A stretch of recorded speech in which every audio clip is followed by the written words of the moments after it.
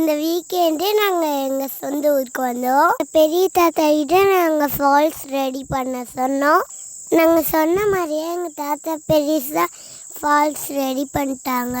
நாங்கள் வந்தோடனே எல்லா குழந்தைங்களும் செம்ம ஜாலியாக இந்த தண்ணியில் விளாண்டோம். இப்போ நீங்கள் பார்த்துட்டு இருக்கிறது ஃபால். அக்கா தங்கச்சிங்க எல்லாம் விளாண்டோம். செம்ம சில்லுன்னு நாங்கள் ஜாலியாக விளாண்டோம். மொத்தமாக 3 ஃபால்ஸ் இருந்தது. குழந்தைங்களுக்கு கொஞ்சம், பெரியவங்களுக்கு கொஞ்சம்.